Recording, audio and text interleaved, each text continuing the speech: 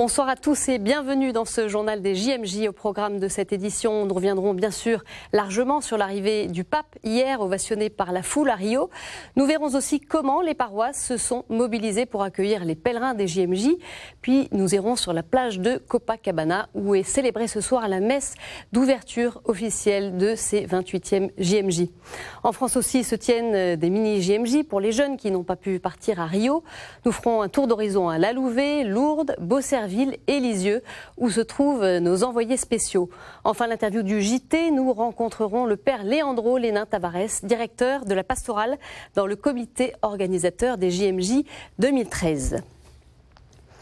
Le pape François, qui a donné rendez-vous aux jeunes du monde entier, est arrivé hier de Rome. Premier voyage international pour le Saint-Père qui suscite une grande attention. C'est vers 16h, heure locale, que l'avion du pape s'est posé à l'aéroport international Galeão de Rio.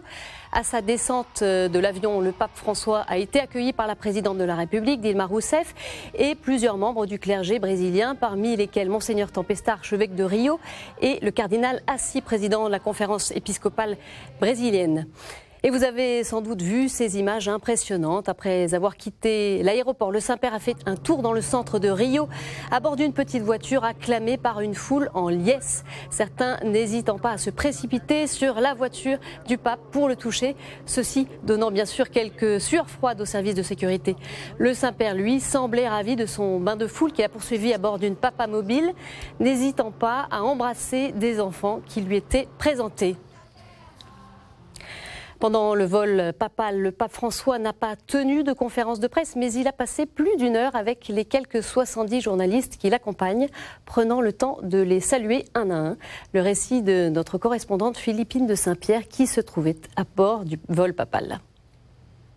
Bonjour à tous. En quelques heures à peine, le pape François impose déjà son style à ces JMJ de Rio et ça a commencé dans l'avion déjà quand il plaisante devant les journalistes. Ma hanno detto, ho sentito cose un po' strane, eh? Non siete santi della mia devozione? Io sono qui fra i leoni, ma non tanto feroci, eh? Ma grazie. E davvero, io non do interviste, ma perché non so, non posso. È così. Per me è un po' faticoso farlo, ma ringrazio questa compagnia. Voilà, un pape qui ne cache pas son peu de goût pour les interviews, mais qui rit, qui parle peu et qui prend le temps de saluer personnellement chacun des journalistes. Il restera une heure avec la presse à l'arrière de l'appareil avant de demander aux journalistes de l'aider à faire passer ces messages pendant cette semaine pour le bien de la société et de la jeunesse. Car il y a déjà un message central que François a voulu faire passer au tout premier jour de ce voyage. Un message contre la culture du rejet, pour que les sociétés cessent de considérer les anciens devenus trop âgés ou les jeunes sans emploi comme des déchets. Cultura della inclusione, cultura dell'incontro, cultura, fare uno sforzo per portare tutti alla società. E questo è un po' il senso che io voglio dare a questa visita ai giovani nella società. Lors de son premier discours officiel, le soir, devant la présidente du Brésil, Dilma Rousseff, le pape, avec des paroles très délicates et très chaleureuses, a frappé au cœur des Brésiliens, leur demandant d'ouvrir leur portée, de l'accueillir. Je n'ai ni or ni argent, a-t-il dit, mais ce que j'ai de plus précieux, je l'apporte, Jésus-Christ. Oui, il y a un discours marquant du Saint-Père. La jeunesse est la fenêtre à travers laquelle l'avenir entre dans le monde, a aussi dit le pape au palais de Guanabara où il a retrouvé la présidente de la République, Dilma Rousseff. Les jeunes trouvent dans le Christ les réponses à leurs attentes. Le Christ leur offre une place, sachant qu'il n'y a pas d'énergie plus puissante que celle qui se dégage du cœur des jeunes quand ils sont conquis par l'expérience de l'amitié avec lui. Le Christ a confiance en eux.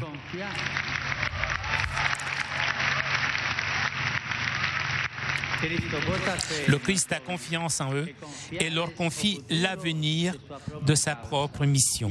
Allez donc, faites des disciples.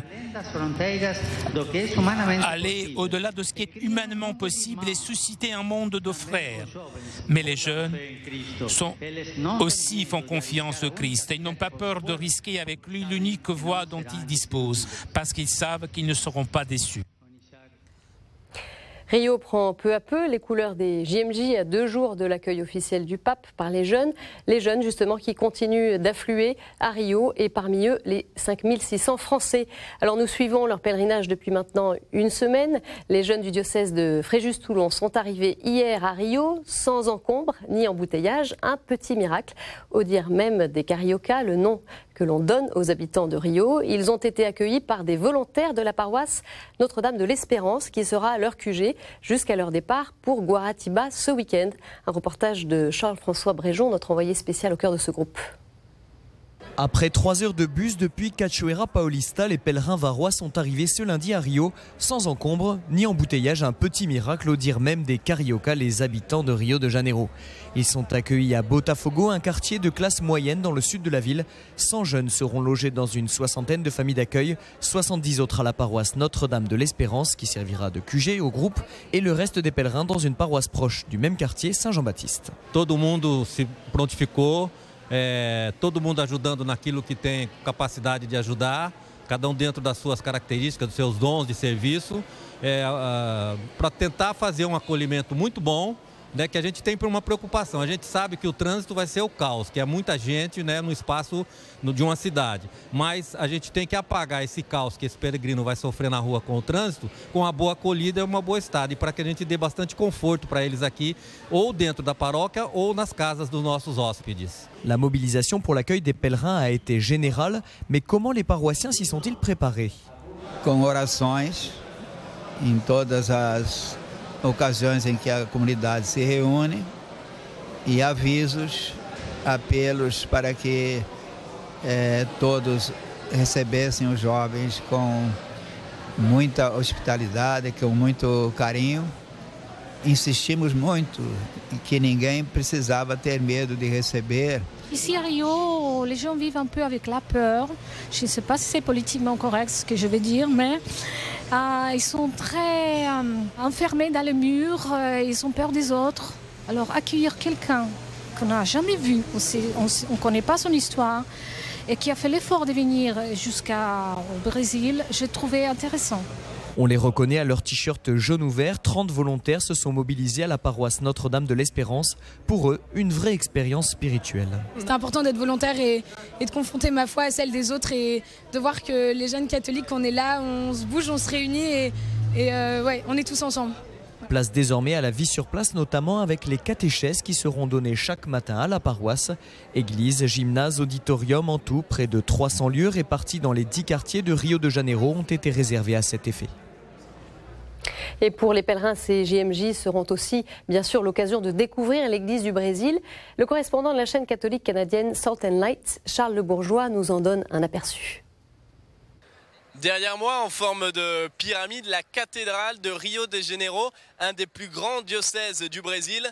Terre ô combien spirituel, ce pays est le plus grand du monde en nombre de catholiques avec 64% de fidèles.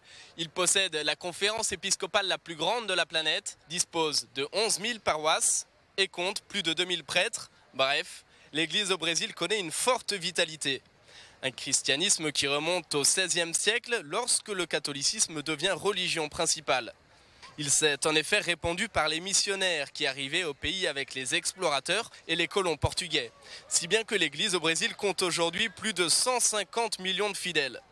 Parmi les traditions populaires liées au catholicisme, on trouve le pèlerinage à Notre-Dame d'Aparecida, la sainte patronne du pays. Le Círio de Belém dans le nord du Brésil en l'honneur de la Vierge Marie, ainsi que la fête de l'Esprit Saint, issue de célébrations au Portugal au XIVe siècle. Mais l'église au Brésil, malgré les apparences, est aussi confrontée à des défis majeurs. Depuis la fin du XXe siècle, les fidèles sont de moins en moins sensibles aux formes traditionnelles de religiosité. Voilà pourquoi seuls 20% des Brésiliens se déclarent catholiques pratiquants.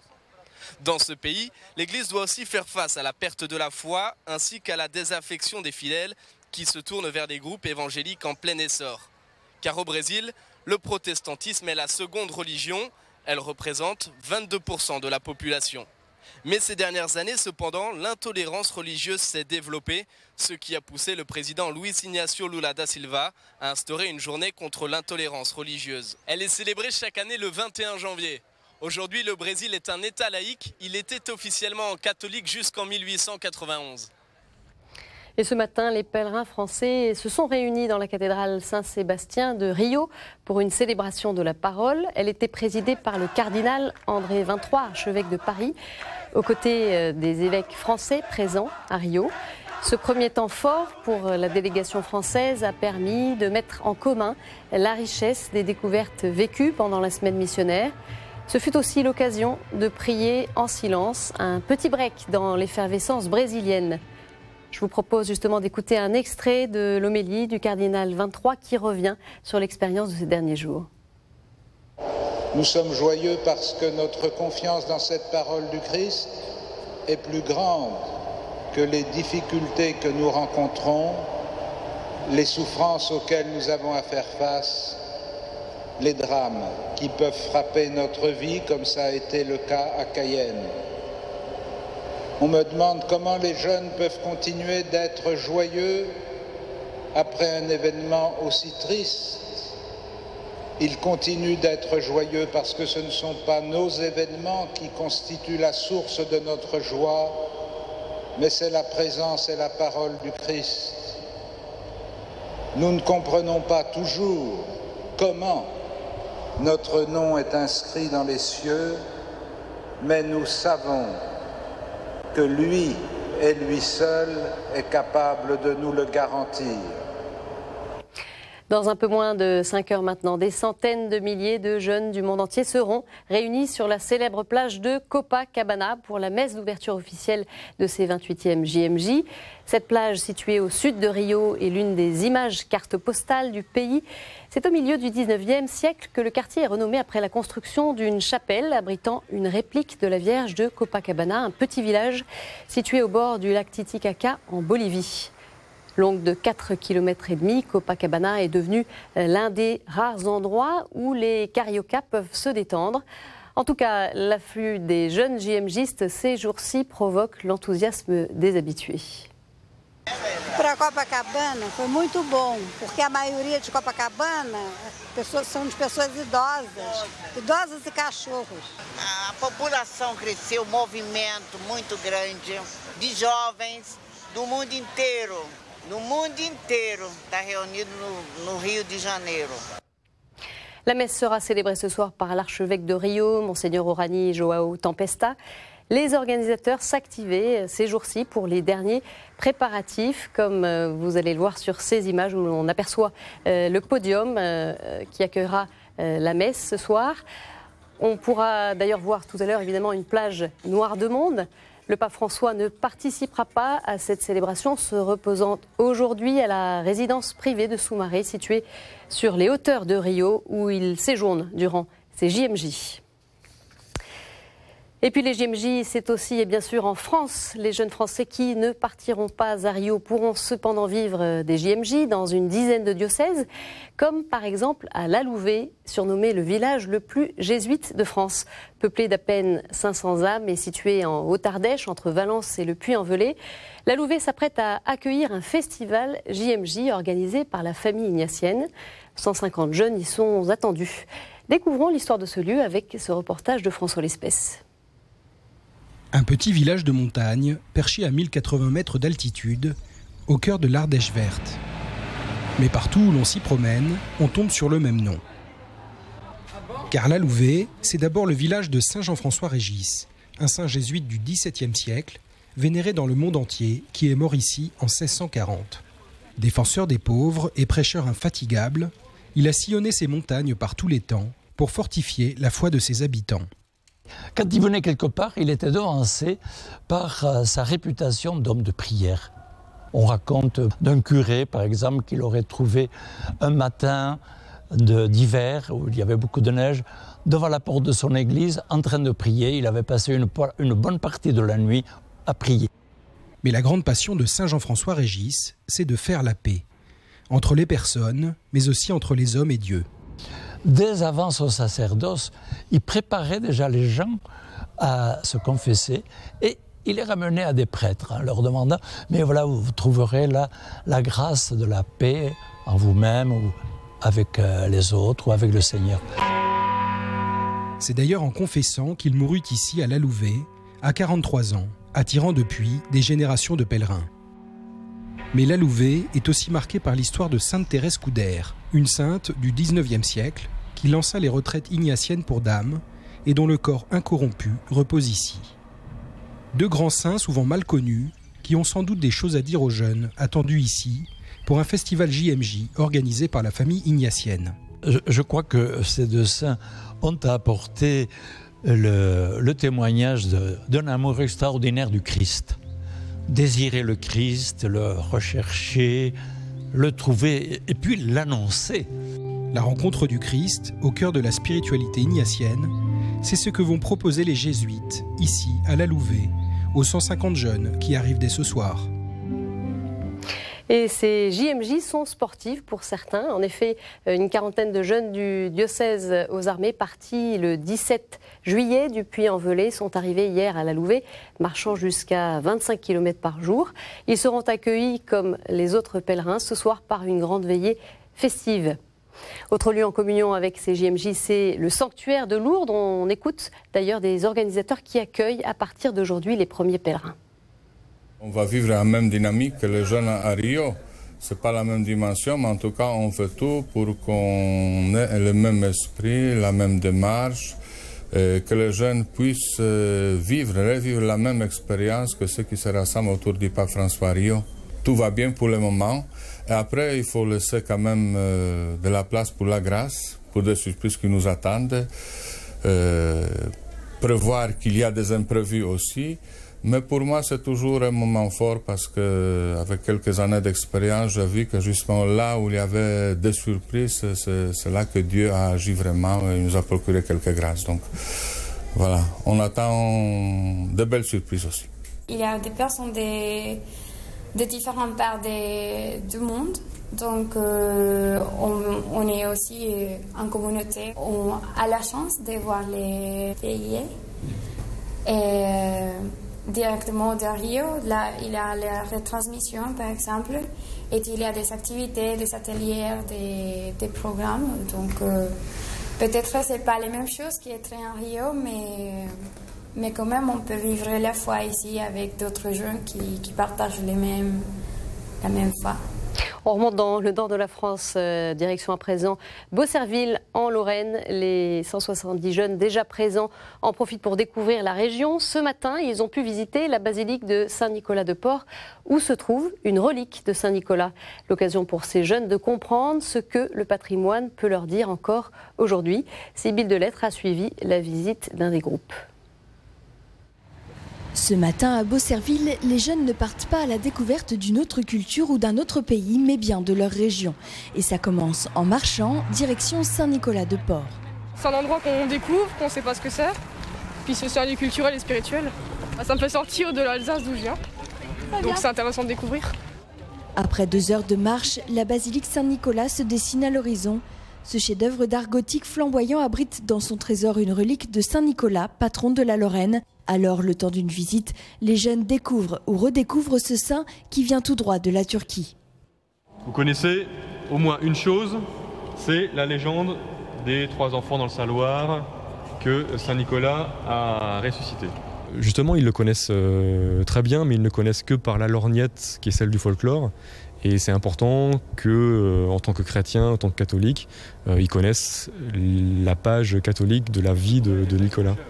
Et au-delà de la vie même de Saint-Nicolas, ce sont toutes ces pierres qui disent quelque chose à ces jeunes. Elle nous raconte une époque qui est plus la nôtre, elle nous raconte toute une série d'événements politiques, religieux, elle nous raconte une façon différente de vivre la foi aussi. Ça m'aide beaucoup à prier, déjà elle est blanche, la lumière elle est très illuminée pour moi et c'est reposant en fait, rien que d'y entrer c'est très bon. Une démarche culturelle mais aussi spirituelle pour tous ces jeunes pèlerins en ce 2e jour de JMJ. Monseigneur Popin, l'évêque de Nancy, qui participe à ces JMJ réunissant des jeunes des 8 diocèses d'Alsace, de Lorraine et de Franche-Comté, nous explique le sens de cette démarche. Je vous propose de l'écouter.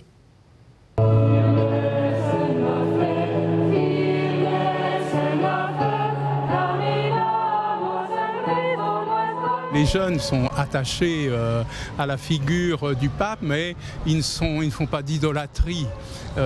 Ils savent bien que ce qui est important, c'est d'être en communion avec lui, et ils le sont tout particulièrement à travers leurs évêques. La plupart de leurs évêques vont participer à ces JMJ locales, et ce sera pour les jeunes une manière d'être en communion avec le Saint-Père. Ce qui est important pour moi en tant qu'évêque dans ces moments-là, c'est de vivre au quotidien avec les jeunes.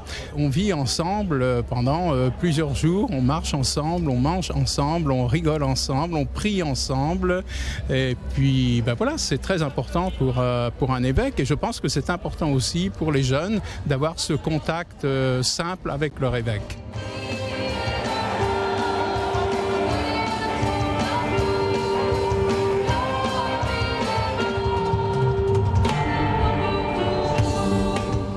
Après l'Est, l'Ouest de la France maintenant, les JMJ de Normandie ont débuté cet après-midi par une marche pèlerinage de 3 jours entre le pont de Normandie et Lisieux.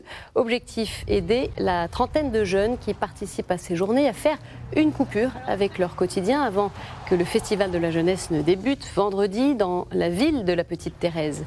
Les jeunes ont donc coupé leur téléphone portable pour se rendre disponibles aux dimensions festives, spirituelles et amicales qui doivent avoir lieu tout au long de la route. Alors ce coup d'envoi de ces JMJ a été donné aujourd'hui devant ce pont de Normandie que vous venez de voir à quelques kilomètres du Havre. Les jeunes sont sur la route pour une marche de 3 jours qui les conduira à Lisieux où d'autres jeunes les rejoindront. Le récit de François-Xavier Mathieu. Lycéens, étudiants, jeunes pros, ils sont près de 30 jeunes réunis au pied du pont de Normandie, près du Havre. Ils s'apprêtent à participer à la marche qui donne le coup d'envoi des JMJ en Normandie. Ce mardi 23 juillet, l'ambiance est à l'effervescence. L'ambiance, elle commence à monter, ça devient de plus en plus sympa. Nos animations sont toutes prêtes. On n'a plus qu'à les dérouler et à faire en sorte que tout le monde soit heureux. Ces journées sont organisées par les jeunes et pour les jeunes. J'ai pas pu aller au JMJ de Rio parce que c'était un peu trop cher et un peu loin. Alors quand on m'a fait la proposition de rejoindre l'équipe de jeunes sur le Havre pour préparer ces JMJ, j'ai accepté tout de suite sans hésiter pour me mettre au service un peu de la paroisse, permettre à d'autres jeunes de vivre des JMJ comme moi j'avais vécu un peu à Madrid mais en Normandie. Cette marche de 3 jours vers Lisieux sera ponctuée de visites, de rencontres, de fêtes et de prières.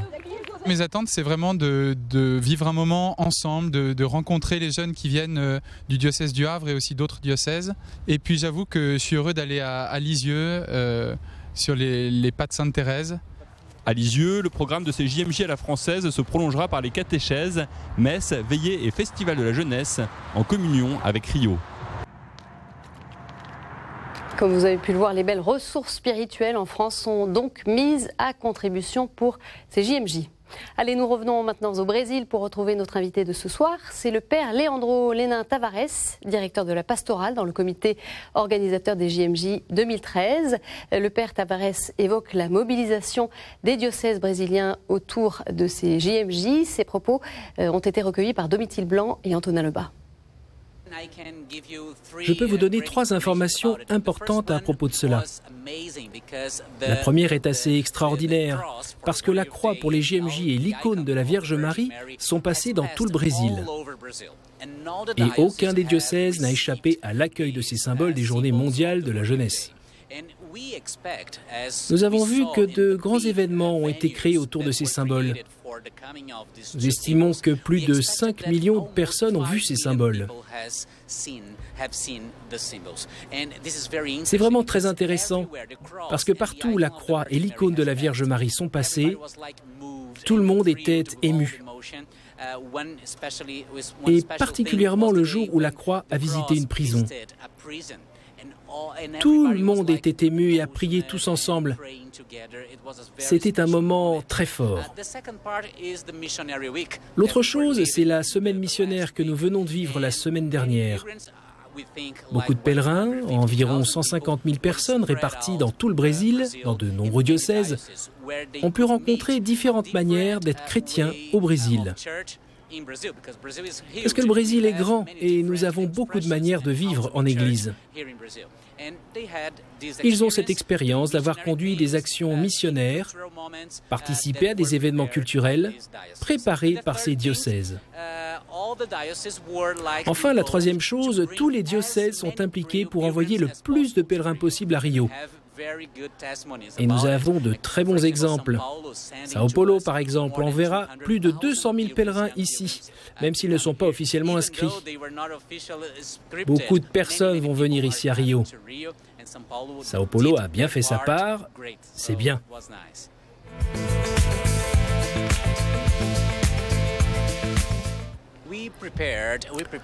Nous avons préparé quelque chose de spécial.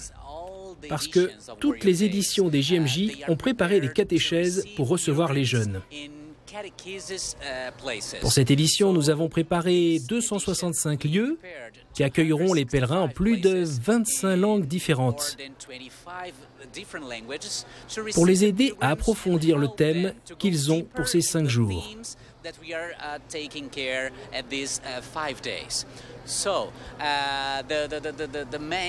Le thème principal est « Allez de toutes les nations et faites des disciples ». Nous essayons de le faire en 3 matinées, durant lesquelles les pèlerins recevront un enseignement sur la manière d'être des disciples et d'évangéliser.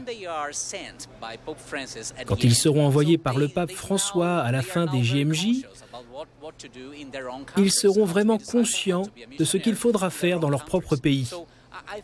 Donc cela va être 3 moments de très belles matinées durant lesquelles les pèlerins feront corps avec l'Église à Rio et approfondir ce thème.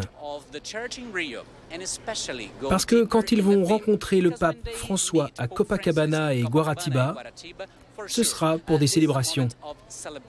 Et ils pourront appliquer ce qu'ils auront appris durant ces 3 matinées.